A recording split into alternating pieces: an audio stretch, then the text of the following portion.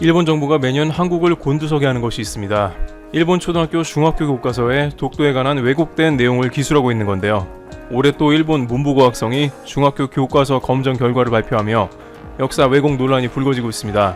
2021년 전국 중학교에서 사용되는 교과서에는 독도는 일본의 고유 영토, 한국의 불법 점거라는 내용이 실린다고 합니다. 지난해 초등학교 교과서에도 같은 내용을 싣겠다고 했으며 고등학교 교과서에도 기존보다 독도에 관한 왜곡된 내용이 증가할 거라고 합니다. 이런 세뇌교육으로 인한 결과는 어땠을까요? 일본의 10대들은 위안부를 매춘이라고 칭하며 한국 독립운동가의 이야기를 한국인들이 지어낸 판타지라고 얘기하고 있습니다. 실제 일본의 커뮤니티 기사 댓글을 살펴보면 그저 단순한 반항 감정이 아닌 실제로 일제강점기 때 피해자들에게 능욕적인 말을 쓰며 조롱하고 있습니다. 능욕적인 댓글은 차마 보기 어려울 정도라고 하는데요. 이런 무시와 열등감이 섞인 일본인들의 태도는 한국에까지 알려져 간혹 논란이 되곤 합니다. 코로나 바이러스만 해도 한국의 도움은 받지 않겠다. 또 동일본 대지진 때는 한국의 대기업들이 수백억을 기부하고도 한국 대기업들의 부품은 80% 이상 일본에 의존하니 당연한 거다라고 하기도 하며 기부한 국가들의 순위에 제외하는 어이없는 일도 발생하기도 했습니다. 반면 일본에서는 자신들을 조금이라도 무시하는 태도에는 가만히 있지 않습니다. 샤오미의 광고는 1차 대전 원폭 논란이 되었으며 방탄소년단 멤버가 입은 원자폭탄이 그려진 티셔츠가 논란이 되며 일본에서 유명 행사 불참 소식을 통보하는 태도를 보여주었습니다. 이런 뒤끝 있는 태도에 그동안 한국 기업들과 유명인은 독도에 관한 발언을 피하거나 분쟁에 관련된 내용에는 묵묵부답으로 일관하기도 했습니다. 아시아에서 일본 시장을 무시할 수 없으니 비즈니스상 독도는 어느 정도 금기어가 된 셈입니다. 하지만 현재는 많은 기업들과 유명인들의 노력이 눈에 띄게 보이고 있습니다. 라카이는 일본에 더 많은 인지도가 있었음에도 불구하고 한국에 런칭하면서 첫 제품을 독도 신발로 내놓았습니다. 일본에서 보도화로 판매도 많이 되고 좋은 평가도 받았었기 때문에 그만큼 일본인들에게 문매를 맞고 불매운동이 일었습니다. 그럼에도 불구하고 기업인이기 이전에 한국인이라는 마음으로 일본의 반응이 거세질 때마다 더 진실을 알리며 대응하며 기업이 보여줄 수 있는 한계점의 틀을 깨버렸습니다.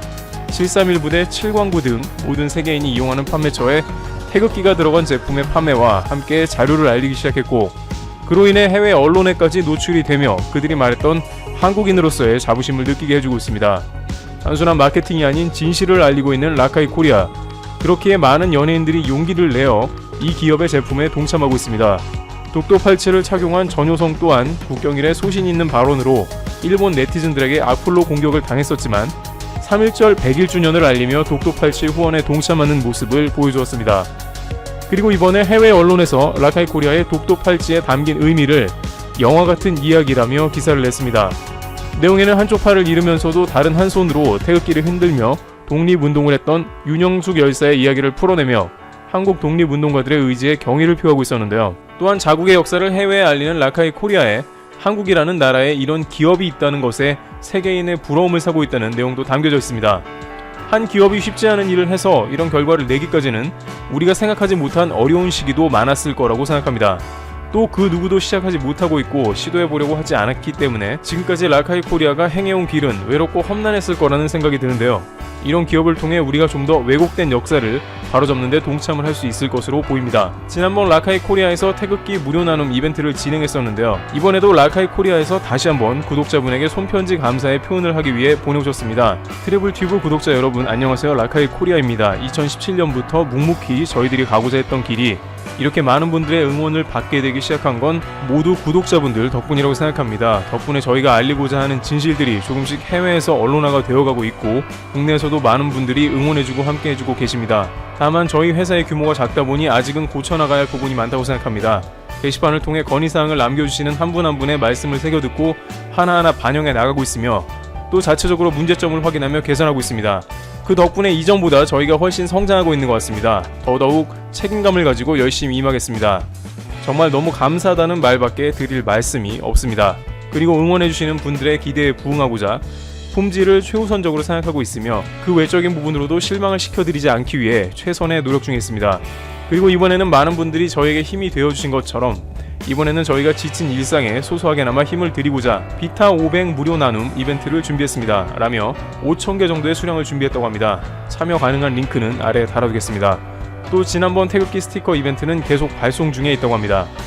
한국에 이런 기업들이 많이 생겨 더욱더 많이 알릴 수 있는 날이 왔으면 합니다. 최근 해외에는 한국인임을 일부러 알리고 다니는 사람들이 부쩍 늘었다고 합니다. 한국의 방역이 세계에서 가장 성공하자 엄지척하며 한국인에게 박수도 쳐주는 경우가 나오고 있다고 하는데요. 태국 마크가 새겨진 라카이 슈즈나 태극기 펜던트와 같은 한국인임을 드러내는 아이템들이 도움될 것으로 보입니다. 보조금이 사라지면 한국 기업 대비 가격 경쟁력이 없다. 일본과 중국이 한국의 배터리 산업의 질주를 경계하고 나섰습니다. 지난해 한국 전기차는 배터리 산업에서 폭발적인 성장을 보여주었습니다.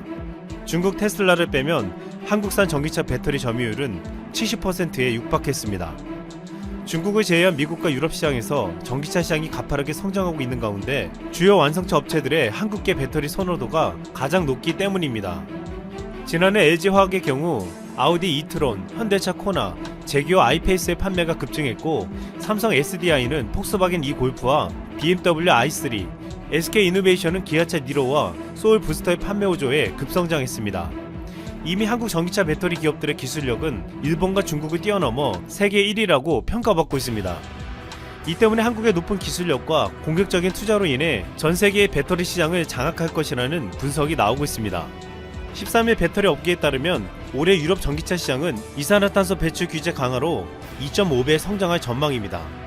지난해 뒤셀브루크 에센대학에서 추정한 결과 현 수준의 이산화탄소 배출 시 BMW와 다임러가 부담하는 벌금 규모는 각각 1조 4천억 원, 5조 2천억 원 수준으로 앞으로 유럽에서 전기차 판매 비중을 적극적으로 늘려야 하는 상황입니다.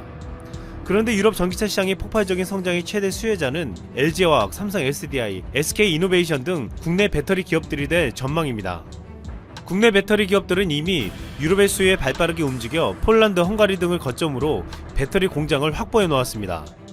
테슬라에 독점 공급하는 파나소닉은 유럽 진출 계획이 없고 중국 CATL 독일 배터리 공장도 내년 하반기에나 완공될 예정입니다. 올해부터 내년까지 3세대 전기차가 본격적으로 쏟아져 나오는 만큼 앞으로 전기차는 미래 먹거리로 불리고 있습니다.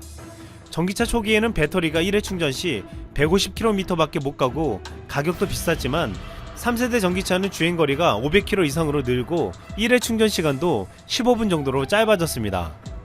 이 때문에 3세대 전기차가 나오게 되면 본격적인 전기차 상용화가 시작된다는 말이 나오고 있습니다. 파나소닉에 의존하던 테슬라는 지난해 말 LG화학에게도 전기차 배터리를 공급받기로 해 테슬라 주가 급등의 숨은 조력자로 꼽혔습니다. 테슬라는 중국 상하이 공장에서 생산하는 모델3와 모델Y에 LG화학 배터리를 사용 중인 것으로 알려졌습니다.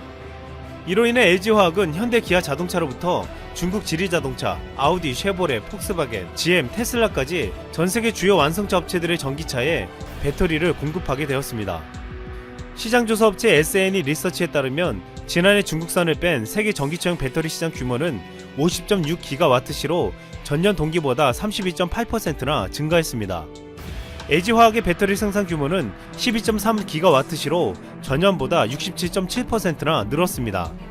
테슬라에 독점 공급하는 파나소닉을 제외하면 세계 1위에 해당하는 규모입니다. LG화학의 뒤를 이어 삼성 SDI가 4.1GWh를 생산해 3위를 차지했고 SK이노베이션은 위기를 차지했습니다. 세계 1위인 CATL의 경우 중국에 공급하는 분량을 빼면 약 0.3%의 점유율로 10위자리를 간신히 턱걸이했습니다. 지금 한국 배터리 산업을 보고 일본은 주도권을 빼앗겼다고 탄식하고 있고 중국은 보조금 폐지에 전의를 잃고 있습니다. 일본은 그동안 기초 소재를 공급하여 수출해왔는데 한국과 중국에게 이마저도 추월당하고 있다고 우려하고 있습니다. 전기차용 리튬이온 전지를 개발한 공로로 올해 노벨 화학상을 받은 일본의 요시노 아키라는 리튬이온 전지 기술을 보러 자주 한국 업체에 방문한다고 밝히기도 했습니다. LG화학은 2009년 세계 최초로 리튬이온 전지를 전기차에 적용한 이후 이 분야에서 선구자의 위치를 굳건히 지키고 있습니다. 중국 정부는 지난 2016년 한국과 일본의 배터리 기업들을 보조금 대상에서 제외했습니다. 이 때문에 중국의 전기차 배터리 기업에만 보조금이 지원되어 거의 독점하다시피 한 것입니다. 이러한 차별 정책 속에서도 LG화학은 지난해 중국 대형 배터리 업체 비아디를 제치고 글로벌 배터리 사용량 탑3에 올랐습니다. 그러나 이제 2020년부터는 중국에서 이 보조금이 사라집니다. 즉 이제 중국의 배터리 기업들은 한국의 기업들과 공정하게 경쟁을 해야 한다는 것입니다. 원통형 리튬이온 배터리 킬로와트 시당 원가를 보면 LG화학이 $148, 삼성 SDI가 $150인데 중국 1위 업체인 CAT에도 150달러로 비슷한 수준입니다. 이에 보조금을 받지 못하면 기술력에서 더 우수한 한국 배터리가 중국 전기차에 선택받을 가능성이 높아지고 있습니다. 최근에 한국 배터리 기업들은 없어서 못 팔 정도라는 말까지 나오고 있습니다. 제기어는 LG화학으로부터 받는 배터리 재고 부족으로 주력 전기차 모델인 아이페이스의 생산을 일주일간 중단하기도 했습니다. 제기어뿐만 아니라 아우디, 다임러 등의 고객사들이 LG화학이 주문한 배터리를 원활하게 공급받지 못하는 것으로 알려졌습니다. 당초 예상보다 전기차 판매량이 늘면서 배터리 공급이 수요를 따라가지 못하는 상황이 되고 있는 것입니다.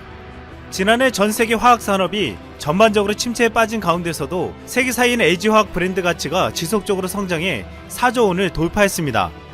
17일 영국 브랜드 파이낸스가 발표한 최근 보고서에 따르면 LG화학 브랜드의 가치는 전년보다 4.8% 성장한 35억 달러, 하나로 4조 1390억 원으로 평가돼 글로벌 화학 기업 중 4위에 올랐습니다. 전기차 배터리는 메모리 반도체를 능가하는 한국의 차세대 최대 신사업이 될 것이라는 전망까지 나오고 있습니다. 지난해 말 국내 메모리 반도체 매출액은 약 200조에 육박했는데 전기차용 배터리 매출은 63조 규모였습니다.